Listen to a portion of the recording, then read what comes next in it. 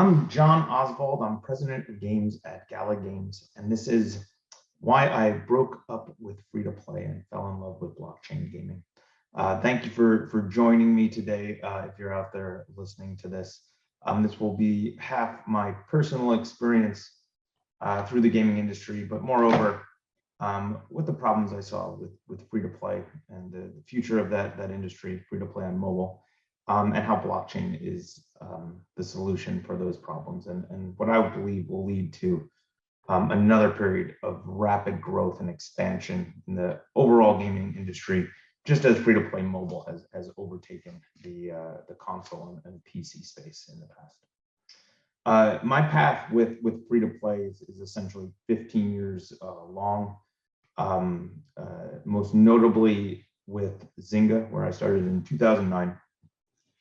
And there, I feel somewhat guilty for some of my time there and some of the tactics we developed and employed that were really expanded to mobile free-to-play and created that industry in a way which I think had a problem that always bothered me, which was a misaligned objective between the players, especially your absolute best players, and ultimately the developers who gained success from the games.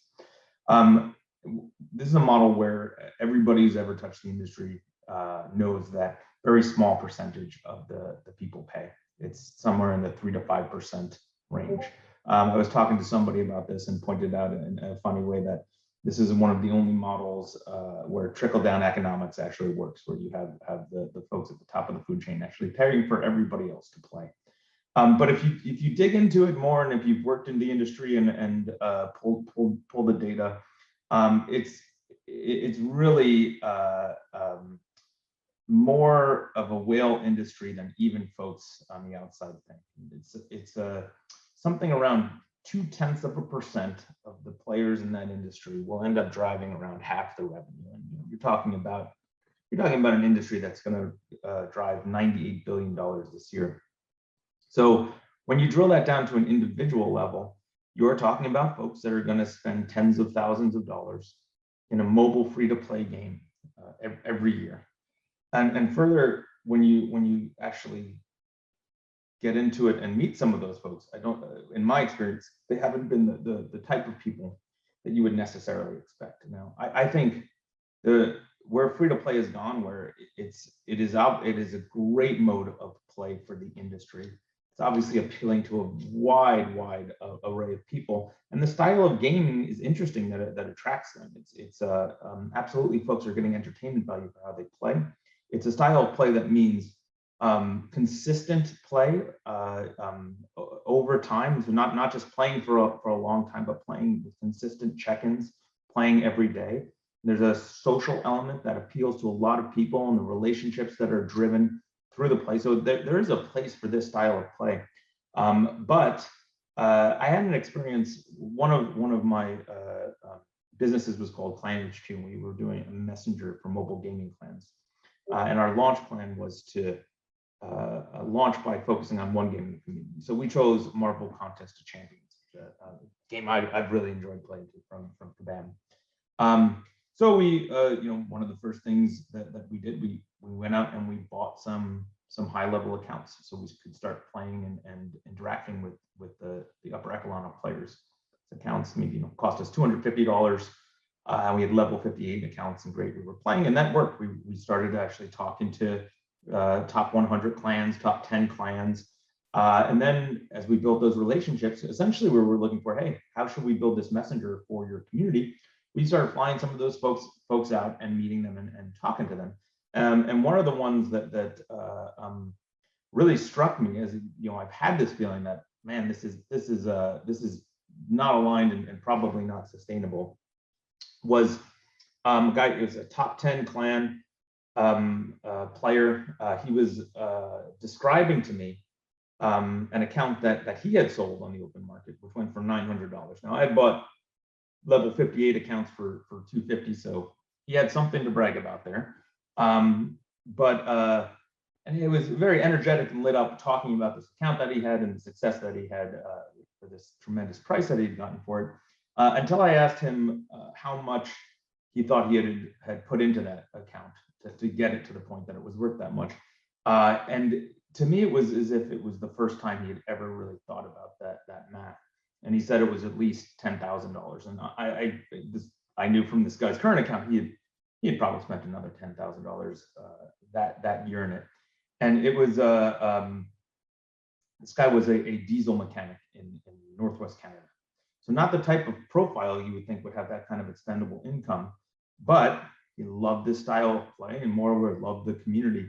So those are the folks that are driving the industry. But this fella and many like him were really the ones that built that game community, drove it to success as it brought in more and more players.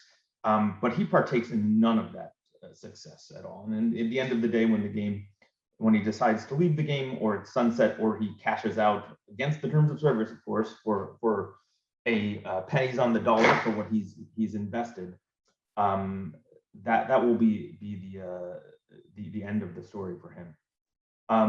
So the other thing that's brought to mind about the industry, and I think it's different in the East than the West. I think in the East, largely, say the Korean market or Japanese market, if you're a gamer, you're all types of a gamer. You play PC, you play console, and you're playing the stuff that's put out on mobile, free to play, and you're spending across the entire spectrum of all of those things.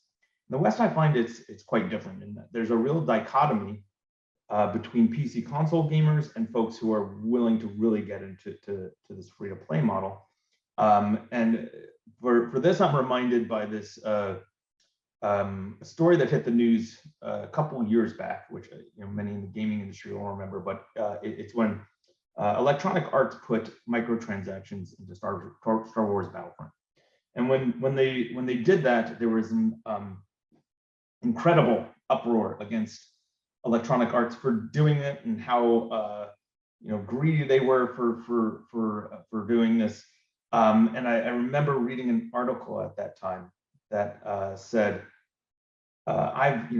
it's even worse than you think, guys. I've done all the math on the gotcha boxes, everything that's available in the game. And what I've found is that if you were to reasonably expect that you could get everything that Electronic Arts just put into the game, you'd be spending somewhere in the range of $1,500. Coming from the world of free to play, I looked at that number and I said, that $1,500 isn't nearly enough to make this a business for you. I remember doing the math. One of the earliest games that was very successful was Clash of Clans. When Clash of Clans launched, they had $19,000 worth of spend available in the game. $13,000 of it was wall upgrades at the time. But frankly, that's how this model works. So the folks that would pay $1,500 would pay $15,000, and if you want to make that model work, that's what you have to have available for them to spend. But what it pointed out for me at the time was, wow, the PC console world, and of course the comments on this were, oh my God, this is it is even worse than we thought. They are so greedy, etc.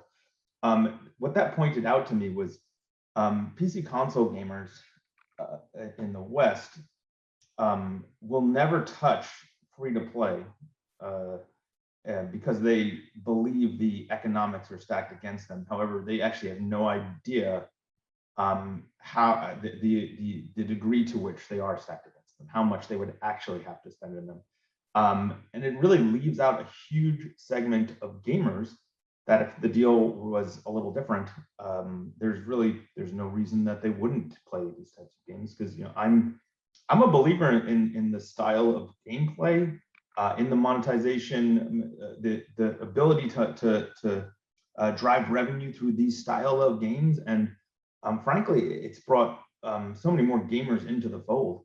So I believe in that. Now, if I look at that industry today, though, let's put that aside because this is still almost $100 billion industry.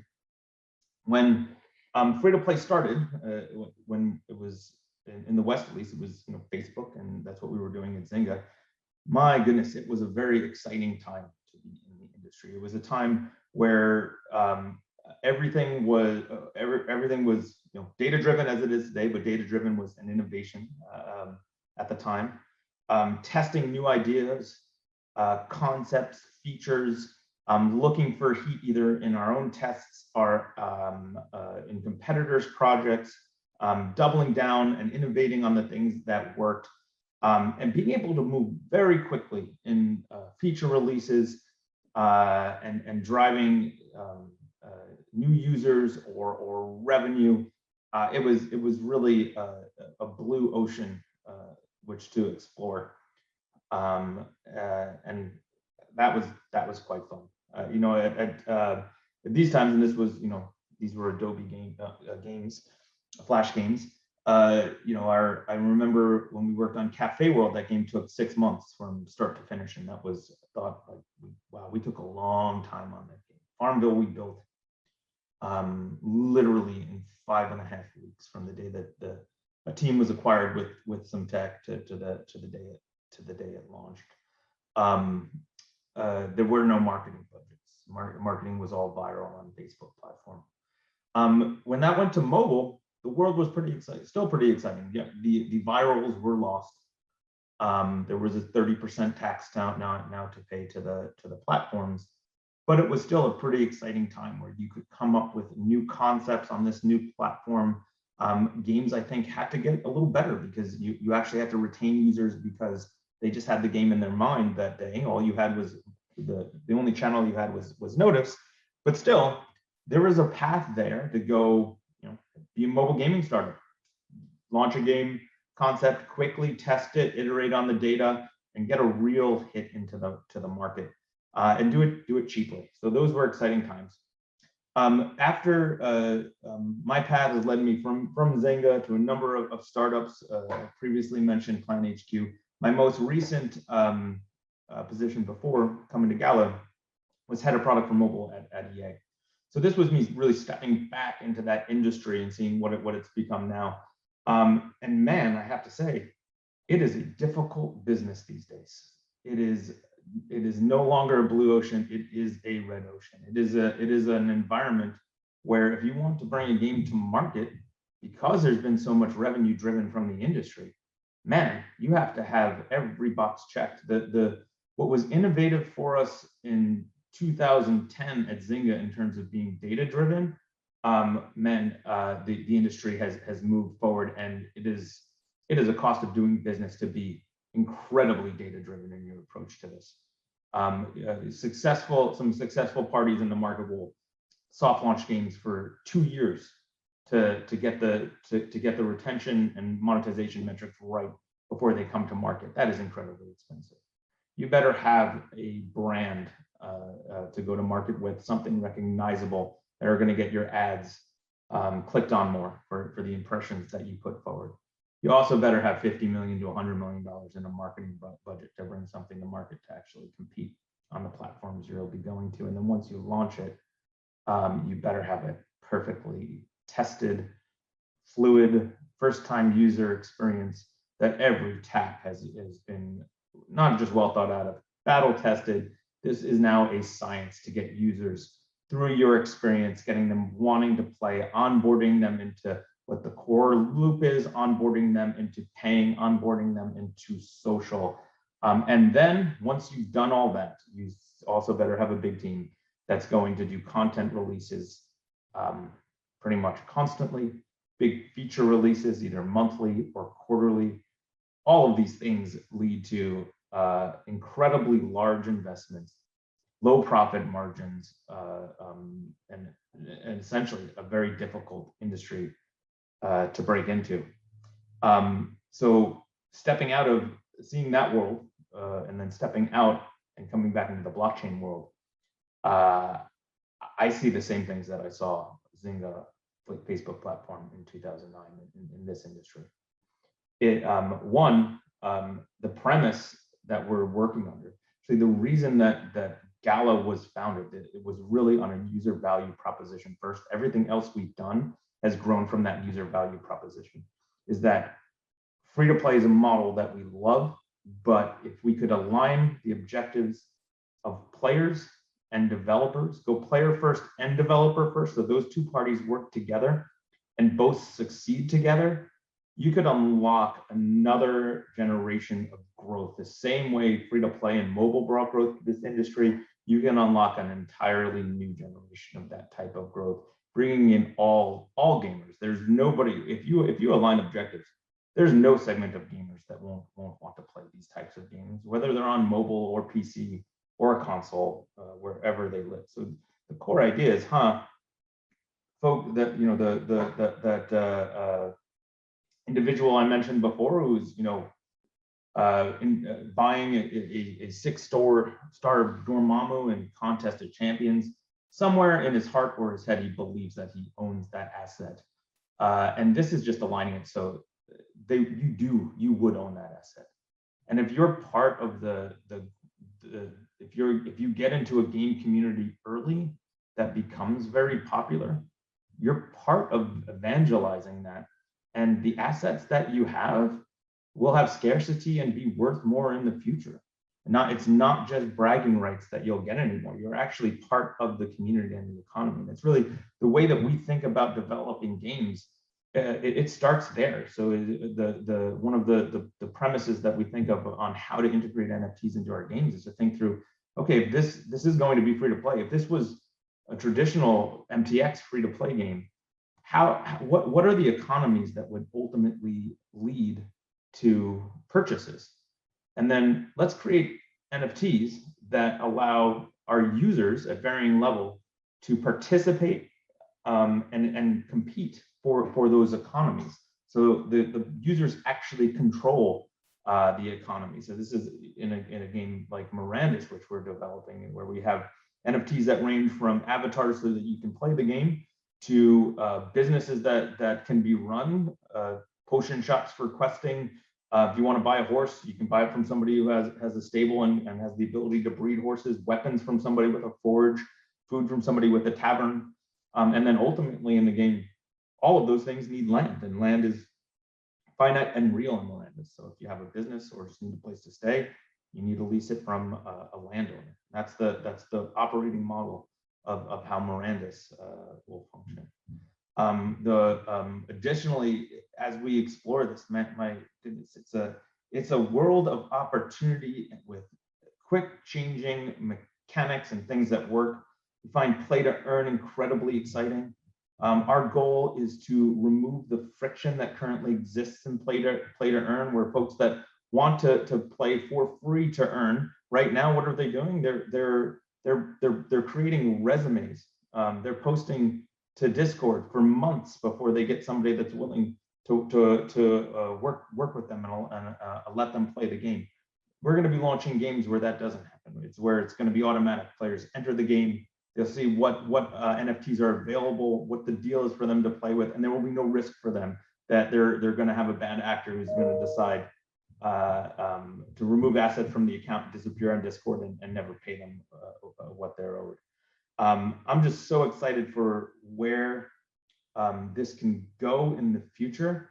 The nature of working in this industry, where you just get to test ideas, see what works, and drive immediate results without huge barriers to entry, is exciting. And the amount of revenue and participation and excitement that we're seeing is absolutely invigorating. So at Gala, we work in a partnership model with developers. We partner. I think something that's really different about the way that we work is we fund development. We have the tech to make NFTs work, obviously, but we're much more than just a check and tech to give you. We partner on NFT strategy, right down to how we are going to execute a sale, down to the not just categories, down to the specific items, pricing strategy for the items, tokenomics around the economy. We offer, it's a full service all the way through inception of the idea to marketing, to go to market in the form of a pre-sale, to running live services. And I think we have really exciting position in the market in that among all the players that have come to this crypto space, many of them have come from crypto initially, then to collectibles and NFTs. and then ultimately to think, the next stage of this is going to be gaming. Gala's come from the opposite. We are game makers. That's where we came from. That's where our expertise is. That's where our hearts are. That's the approach that we've taken from the beginning, is that crypto and blockchain, NFTs, they enhance this gaming experience, and how can we utilize them best to be player first and developer first versus coming from the other direction. Thank you so much for those that have listened to this point. I enjoyed taking you on this the journey that I've had, and look forward to the future of our industry together. Best.